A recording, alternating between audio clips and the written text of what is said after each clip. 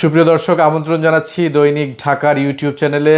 অন্যান্য দিনের মতো আজকেও আমরা একটি জনগুরুত্বপূর্ণ বিষয় নিয়ে আলোচনা করতে চাই, একটি সংবাদের বিশ্লেষণ করতে চাই। আজকে আমাদের যে আলোচনার বিষয়বস্তু সেটি হচ্ছে বিদেশি বন্ধুর পার্সেল প্রতারণা।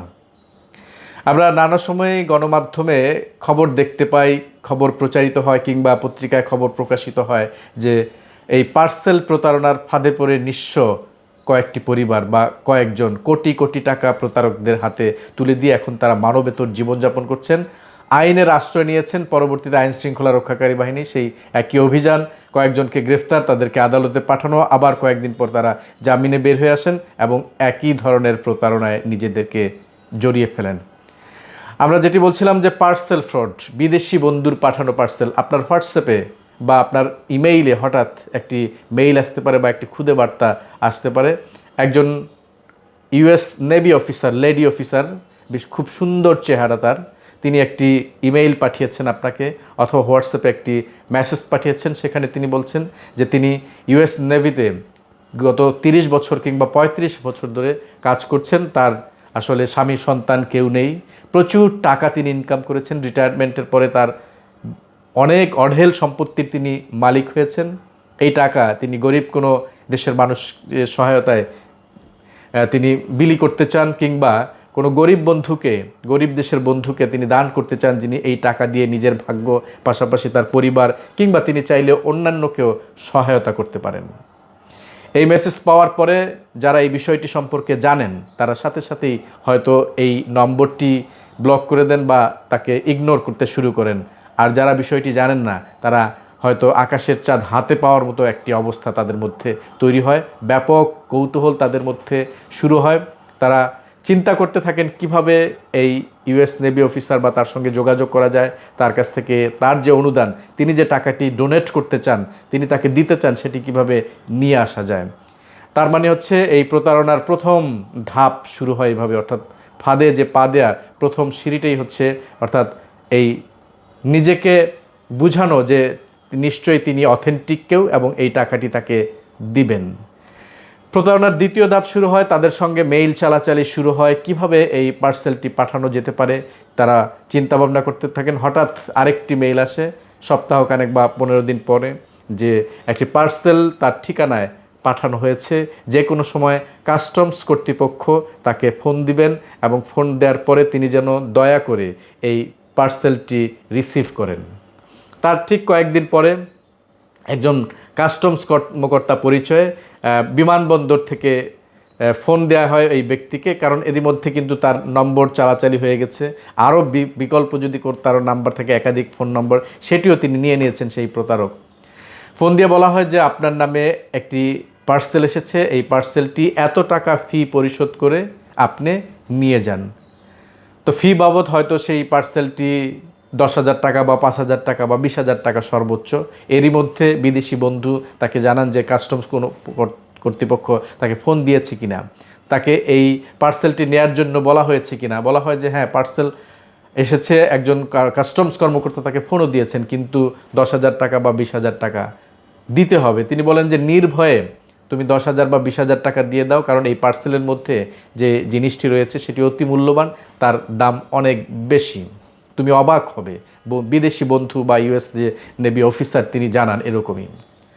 ঠিক তার দ্বিতীয় দিন বা তার পরের দিনে আরেকটি ফোন আসে সেই কাস্টমস কর্মকর্তার কাছ থেকে। তিনি জানান যে তারা এই পার্সেলের মধ্যে এত মূল্যবান জিনিস রয়েছে, বিদেশি মুদ্রা রয়েছে, নানা রকমের বিদেশি জিনিসপত্র গিফট রয়েছে। এটির পার্সেলের মূল অর্থাৎ এটি ছাড়িয়ে নেওয়ার জন্য তাকে অন্তত 1 থেকে 2 লাখ টাকা পরিশোধ করতে হবে, কারণ কয়েক কোটি টাকার মূল্যবান জিনিস বা বিদেশি মুদ্রা রয়েছে এখানে। বিদেশি বন্ধুর সঙ্গে আবারও তিনি যোগাযোগ করেন। তিনি জানান যে হ্যাঁ, তুমি একের পর এক সারপ্রাইজের জন্য প্রস্তুত থাকো। 2 লাখ টাকা বা 3 লাখ টাকা যেটি দাবি করা হচ্ছে, কাস্টমস কর্তৃপক্ষ যেটি দাবি করছে সেটি পরিশোধ করতে থাকো। বিদেশি বন্ধুর দেওয়া নম্বরে বা অ্যাকাউন্টে তিনি টাকা পাঠান।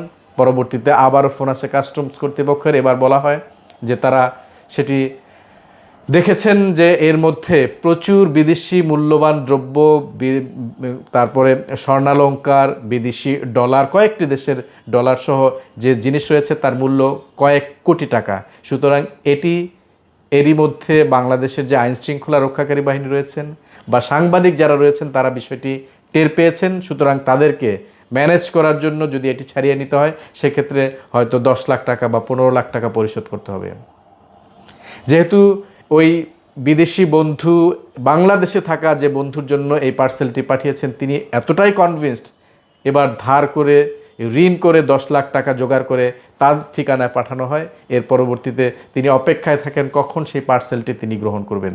এবার কাস্টমস কর্তৃপক্ষ তাকে যেটি জানান সেটি আসলেই খুবই মারাত্মক একটি বিষয়, কারণ এরই মধ্যে আন্তর্জাতিক যে পুলিশ সংস্থা অর্থাৎ ইন্টারপোলও বিষয়টি জেনে গেছে আইএমএফ অর্থাৎ ইন্টারন্যাশনাল মনিটারি ফান্ড, জাতিসংঘ থেকে শুরু করে ইউএসের যত নিরাপত্তা বাহিনী রয়েছেন, বড় বড় গোয়েন্দা সংস্থাগুলো রয়েছেন, তারা টের পেয়েছেন যে বড় একটি চালান এসেছে বাংলাদেশে, যেটি এই ঠিকানায় এসেছেন, এই ব্যক্তির কাছে এসেছেন। এবার আইএমএফ থেকে শুরু করে ইন্টারপোল বা অন্য যে সংস্থাগুলো রয়েছেন তাদের সার্টিফিকেট জোগাড় করতে হবে। তারা যদি ছাড়পত্র না দেন সেক্ষেত্রে এই পার্সেলটি ছাড়ার কোনো সম্ভাবনা নেই।